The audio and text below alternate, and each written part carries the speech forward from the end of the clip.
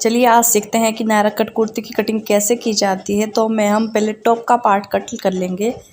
मेरा टॉप का पार्ट 14 के आसपास था, तो मैंने 16 रखा और उसे डबल फोल्ड करके रखा है। अब जो नीचे का एक्स्ट्रा पार्ट है टॉप पार्ट के अलावा, उसे हम कट करके अलग कर लेंगे।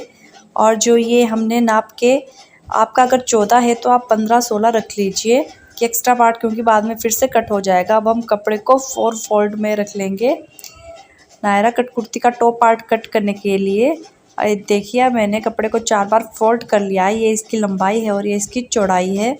अब हम शोल्डर के लिए निशान लगाएंगे, तो मैंने 7 पर मार्क किया है और वहाँ से नीचे आपको आर्म होल के लिए निशान लगाना है, तो मैंने 7 ही रखा है। शोल्डर भी 7 रखा है और आर्म होल के लिए भी 7 रखा है। अब आपको इसे सीधी लाइन से मिला लेना है। अब जो आपकी ब्रेस्ट है, आपको उसका साइज़ लेना है, उसे 4 से डिवाइड करना है और +2 मार्जिन रखना है। जैसे कि आप देख रहे हो मैंने 11.5 रखा है। मेरा ब्रेस्ट साइज़ 4 से डिवाइड करके 9.5 आया था। मैंने तो 2 मार्जिन ऐड करके मैंने 11.5 रखा है। अब हम यहाँ पर भी सीधी लाइन लगा लेंगे। अब हम वेस्ट कमर के लिए निशान लगाएंगे। तो मेरी कमर 33 थी, तो 8.5 पर निशान लगाएंगे और +2 मार्जिन, तो मैंने 10.5 पर निशान लगाया है। अब आपने जो ब्रेस्ट के लिए निशान लगाया था और कमर वाले निशान को आप मिला लीजिए। अब आपको आर्म होल के लिए निशान लगाना है, तो आपको फ्रंट का जो आर्म होल है वो 1 इंच ऊपर की ओर निशान लगा के वहाँ पर गोलाई देनी है और बैक के आर्म होल के लिए आपको 1.5 इंच रखना है और वहाँ पर गोलाई दे देनी है। मैंने फ्रंट का आर्म होल तैयार कर लिया है 1 इंच पर। अब मैं बैक के आर्म होल के लिए निशान लगाऊंगी और वहाँ पर जैसे फ्रंट के आर्म होल के लिए गोलाई दी है उसी हिसाब से गोलाई दे दूंगी।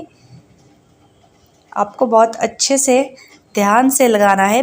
फ्रंट के लिए 1 इंच पर और बैक के लिए 1.5 इंच पर। अब हम जो शोल्डर है वहाँ पर थोड़ी गोलाई देंगे, तो 1/2 इंच पर हम निशान लगाकर गोलाई देंगे। अब हम इसकी कटिंग कर लेंगे। ध्यान रखिएगा, हमें पहले बैक का आर्म होल कट करना है, जो आपने 1.5 इंच पर निशान लगाया था, जैसे कि मैं कट कर रही हूँ। फ्रंट का आर्म होल हम बाद में कट करेंगे, पहले बैक का कट करेंगे। और जो ये कमर से नीचे का एक्स्ट्रा पार्ट है उसे हम कट करके अलग निकाल लेंगे। अब हम इसमें से जो बैक का पार्ट है उसे अलग करके फ्रंट के आर्म होल की कटिंग कर लेंगे, जो कि हमने 1 इंच पर निशान लगाया था और हमें इसे भी गोलाई में कट करना है। जैसे कि आप देख सकते हो मैंने फ्रंट का आर्म होल कट कर लिया है। ये हमारा फ्रंट पार्ट है और ये हमारा बैक पार्ट है।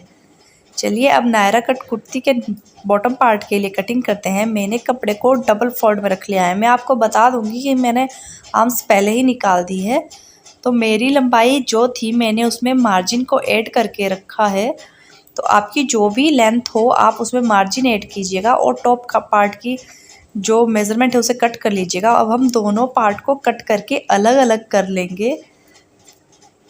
आप आर्म्स को निकालने के बाद ही इसे कट करें और अब हम इसकी स्टिचिंग करें। अब हम कुर्ती के लिए सबसे पहले नेक तैयार करेंगे। तो आपको इस तरह से कपड़ा ले लेना है। जैसे कि मैंने कपड़ा लिया है नेक तैयार करने के लिए, उसको सीधी साइड से कपड़े पर रखना है और आपको उसके ऊपर से इस तरह से सिलाई दे देनी है, जिस तरह से कि मैंने सिलाई दी है। और आपको अगर इस तरह से, जैसे मेरा कपड़ा एक्स्ट्रा हुआ है, आपका भी एक्स्ट्रा कपड़ा बच जाता है, तो आपको उसकी कटिंग कर देनी है।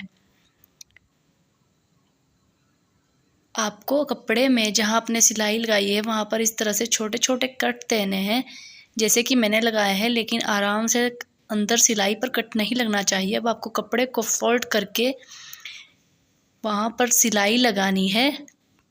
जो आपने अलग से कपड़ा जोड़ा है उसे थोड़ा थोड़ा रख के ही आपको सिलाई लगानी है। और अब आपका जो कपड़ा जहाँ पर आपने सिलाई लगाई थी कपड़े के ऊपर, आपको वहाँ से फिर से फोल्ड करके सिलाई लगानी है। आपको सिलाई का निशान नहीं दिख रहा होगा, लेकिन आपने जहाँ पर पहले सिलाई लगाई है आपको बिल्कुल वहीं से फोल्ड करके सिलाई लगानी है। इससे आपके गले की जो सफाई है वो बहुत अच्छे से आएगी, बिना बुकरम के भी। और इसी तरह से आपको पीछे के नेक को भी तैयार कर लेना है।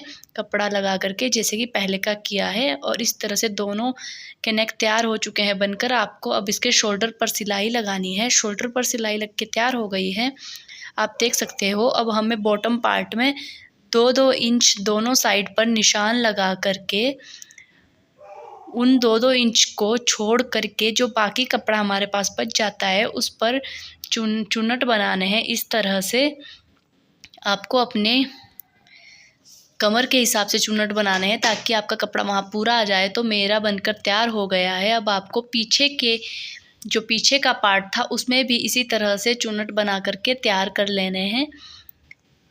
मैंने दोनों के चुन्नट बना करके तैयार कर लिए हैं। अब आपको बॉटम पार्ट से टॉप पार्ट को जोड़ना है। तो आपको कपड़े की सीधी सीधी साइड को रखना है और वहाँ पर सिलाई लगा देनी है। जैसे कि मैंने दोनों पार्ट में सिलाई लगा करके तैयार कर लिया है।